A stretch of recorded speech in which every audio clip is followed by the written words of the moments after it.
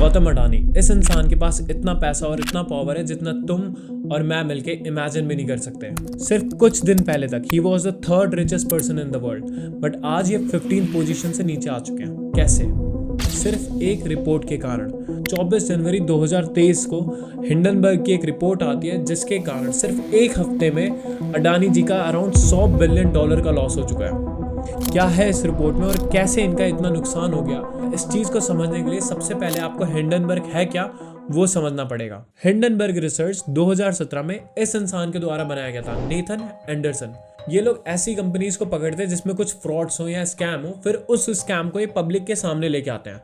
उसकी वजह से स्टॉक प्राइसेस नीचे जाते हैं। 2020 में इन्होंने ये एक अमेरिकन कंपनी के साथ करा था, निकोला नाम की।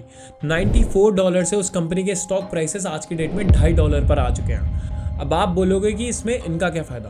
तो देखिए, ज़्यादातर लोग पैसे तब कमाते हैं जब स्टॉक प्राइसेस ऊपर जाते हैं, पर कुछ लोग तब भी पैसा कमाते हैं जब स्टॉक प्राइस नीचे आता है। ज़्यादा दाम पर स्टॉक्स को बेचना और फिर कम दाम पर उन्हीं स्टॉक्स को वापस खरीद लेना, इस कॉन्सेप्ट को बोलते हैं शॉर्ट सेलिंग। अब ये होता कैसे है और इसके क्या फंडामेंटल्स हैं, ये एक अलग टॉपिक है। अभी के लिए आप ये समझ लीजिए कि हिंडनबर्ग अभी पैसा कमा रहा है जब अडानी के स्टॉक प्राइसेस नीचे गिर रहे हैं। तो एक चीज क्लियर है कि ये कोई न्यूज़ लेटर नहीं है, ये रिपोर्ट इन्होंने अपने फायदे के लिए सामने रखी है। तो ये पॉइंट्स हम समझ लेते हैं जिसकी वजह से पूरा अडानी ग्रुप हिला हुआ है। 2 साल से हिंडनबर्ग की इन्वेस्टिगेशन चल रही थी और इन्होंने ये पाया कि अडानी के स्टॉक प्राइसेस में बहुत ज़्यादा मैनिपुलेशन हुआ है। 3 साल के अंडर इनके अराउंड $100 बिलियन बने हैं, मेनली थ्रू स्टॉक प्राइसेस, और 819% का जंप आया स्टॉक प्राइसेस में।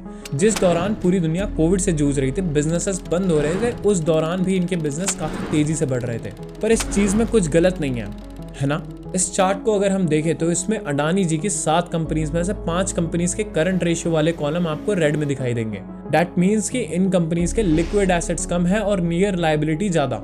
सिंपल हिंदी में समझने की कोशिश करें तो ये कमा कम रही हैं और उधारी पे ज्यादा है, और ये चीज किसी भी कंपनी के लिए अच्छी नहीं होती है। दूसरी बात इस रिपोर्ट में बोली गई है कि इनके स्टॉक्स बहुत ज्यादा ओवर वैल्यूड चल रहे हैं।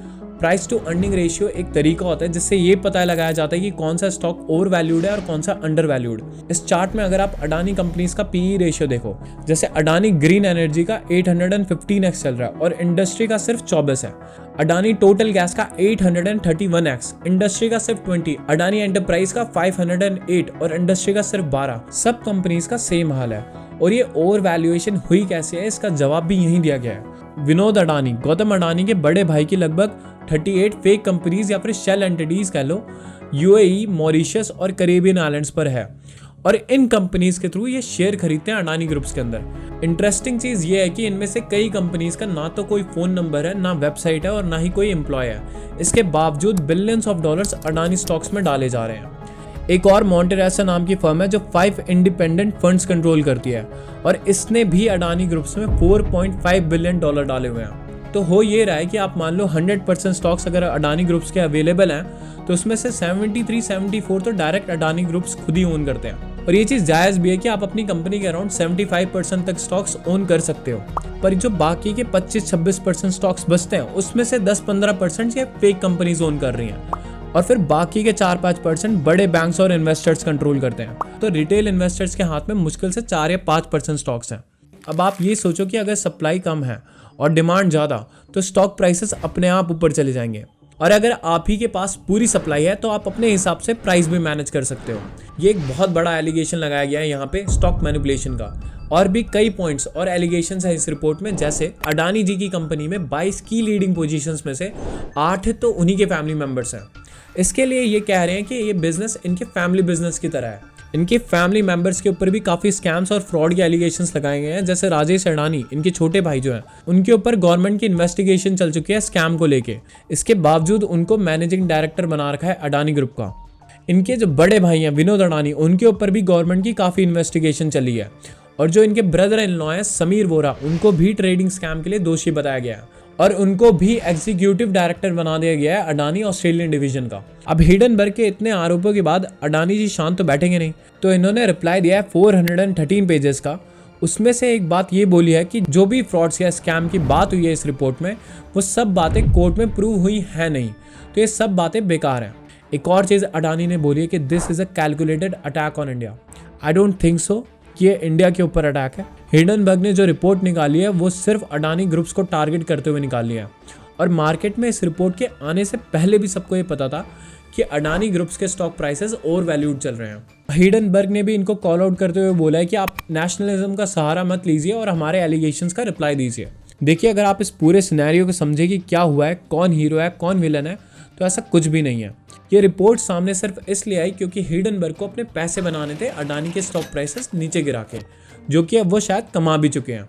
दूसरी चीज़, जब हिंडनबर्ग ने अडानी को टारगेट करा, he was the third richest person in the world, और अब वो 15th से भी नीचे आ चुके हैं।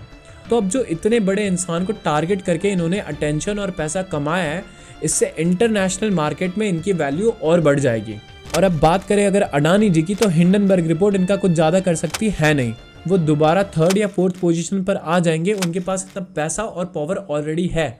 जितने भी एलिगेशंस इनके ऊपर लगाए गए हैं, अगर वो इन्वेस्टर्स को भरोसा दिला देते हैं कि ये बेबुनियाद है, तो दोबारा से इनके स्टॉक्स बढ़ने लगेंगे, और जो कि आई थिंक जल्दी हो भी जाएगा। आप कुछ भी बोलिए, कुछ भी सोचिए, स्कैम फ्रॉड वगैरह, लेकिन जो मिस्टर गौतम अडानी की पकड़ है इंडियन मार्केट के ऊपर, वो हिंडनबर्ग जैसी रिपोर्ट नहीं तोड़ सकती। इस पूरे सिनेरियो में अगर किसी के साथ स्कैम हुआ है तो वो है रिटेल इन्वेस्टर्स, मैं और आप जैसे लोग। बहुत से लोग हैं जो स्टॉक मार्केट के थ्रू अमीर बनने की ख्वाहिश रखते हैं।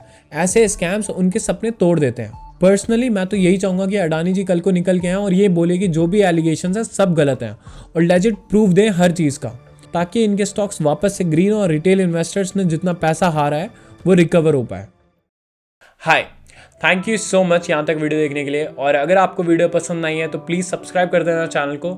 इस चैनल के 1000 सब्सक्राइबर कराओ पहले, एंड प्लीज़ कमेंट करके बताना जरूर कि वीडियो कैसी है।